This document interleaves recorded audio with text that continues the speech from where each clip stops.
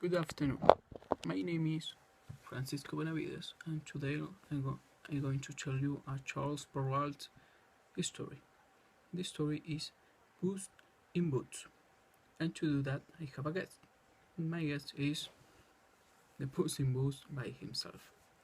There was once a miller. A miller is a person who works in a mill, and uh, they grind into flour.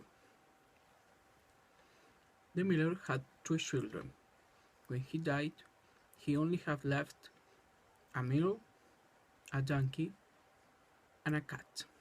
So he left to the eldest the mule, to the second one he left the donkey, and to the third one the cat. The third one was very unhappy about it because he thought that the cat is useless for me and I am too poor to feed her. Do not worry, dear master, said the cat. You only have to give me a big bag and a pair of boots made for me, and you will see that you are not so unlucky as you think. The miller's son thought that if the cat could talk, she maybe have a little plan to make his word. So he got the bag and he got the pair of boots. When the cat got the boots, he put the boot with some pride. We took the bag into his shoulder and he went outside. Then he took some lettuce and some carrots and went to the forest. There he lay down next to a hole of a rabbit and waited. He pretended to be dead. So when the rabbit came up, he saw the bag and put his head on the bag to smell the carrots. In that moment, the puss quickly pulled the strings and killed the rabbit. When he was killed the rabbit, took them and put him to the bag and go to see the king. When he got to the king, said that he had a present for the king. So he said, "My king, I have a present for my master, who is the Marquis of Carabas." And the king accepted the gift. He said that he was very pleased of the gift. And the cat left of the kingdom. To the next week, the cat did the same thing. He took the bag into his shoulder, went to the forest, and lay down and pretended to be dead. And he did the same thing that he did to the rabbit, but this time he caught two partridges. The partridges are very little big birds that some people eat. So he caught the two the two partridge, and he did the same thing that as the rabbit. He went to the palace, offered to the king as a gift from his master, the Marquis of Carabas. And the king was so pleased about it that he took to the cat and took him to the kitchen so he could and made they feed him. Next week, the cat heard that the king and his daughter were to the river to a ride. So he thought that that was a good opportunity to make his plan work. So he told to the miller's sons that if he want that his luck change, he have to do everything that she said. and the miller's son agreed with that. So,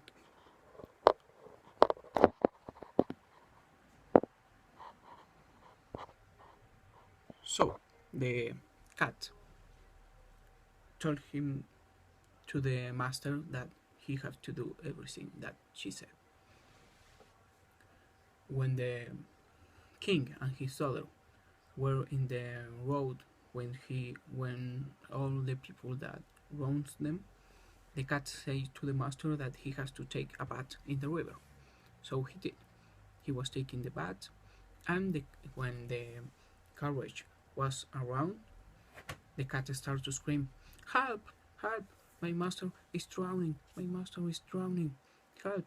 So when the king uh, looked who was screaming, he see that was the cat who has give so many presents to him, and he said that they they want that they have to help him. So the cat also said to the king that a thief was still his master's clothes.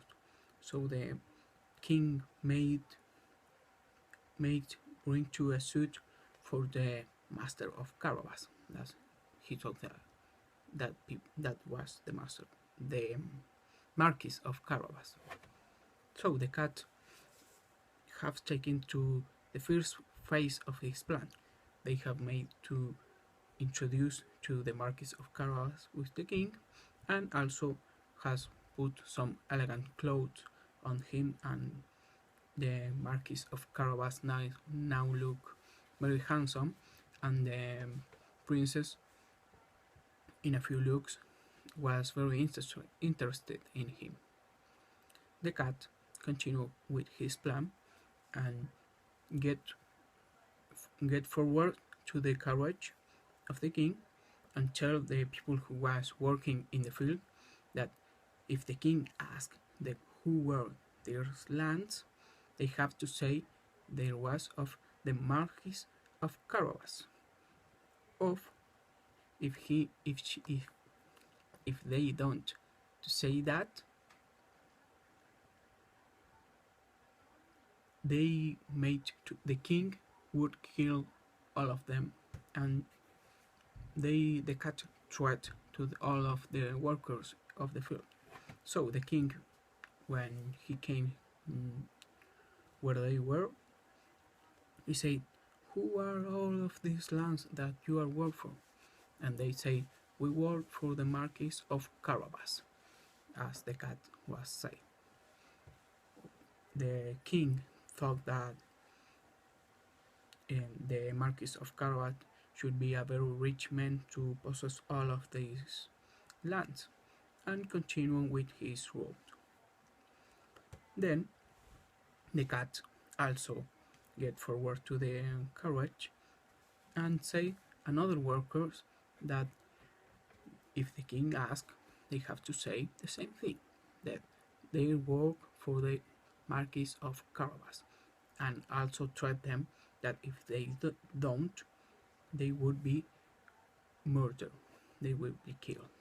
So the king also asked them when he got there, who are all of these lands, who are all of these wonderful lands, and all of them said, "We work for the Marquis of Carabas," just like the cat was saying. So the king also started to think that the Marquis of Carabas would be a very nice son-in-law. So the princess in that moment was very interested in the Marquis of Carabas, but the cat wasn't finished his plan. So he get forward and get to the castle who was of an ogre. And all of these lands that they had to before belonged to the ogre. And the cat took to his door and said, "Oh, great ogre, I hear that you are a wonderful person, and I can't help myself visit to you." And like the ogre enjoyed to receive um, being flattered, he asked to the cat to come in and receive her. The cat started to trying to trick to the ogre, and she said, "I hear that you can change to any form as you want." The ogre said, "Yes, I can."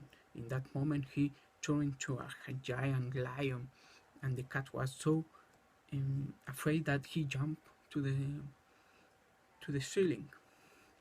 When he is going back to be an ogre, the cat down, and she said, "Oh, but it's not very impressive that you change your form to another big creature because you are a big creature. It would be more impressive if you change to a little mouse, for example." And the ogre fell in the trap, changed to a little mouse, and in that moment the cat attacked and killed the ogre, and that was the end of the ogre. In that moment, the carriage came to the castle, and the cat received him and said, "Welcome to the palace of the Marquis of Carabas." And the king thought, "Oh, I have nothing this nice in my kingdom, so I think that you are the more appropriate man to marry to my daughter." And the Marquis of Carabas was agreed with that because he was very um, charmed with the princess, and the princess was charmed with him. So they both accepted, and they decided to get married and live in all of the Marquis of Carabas kingdom. And the cat lived in the palace with the princess and the king and the Marquis of Carabas, and he had never to hunt a mouse again to eat or anything because they had so many servants, and they lived there forever and ever, and were happy forever with their talking cat. So this is a story, the boots of with boots. I hope that you enjoy it. As I said before, this is a Charles Perrault history, and that's all the Puss in Boot history. I hope that you enjoyed. I'm Francisco Benavides. Bye bye.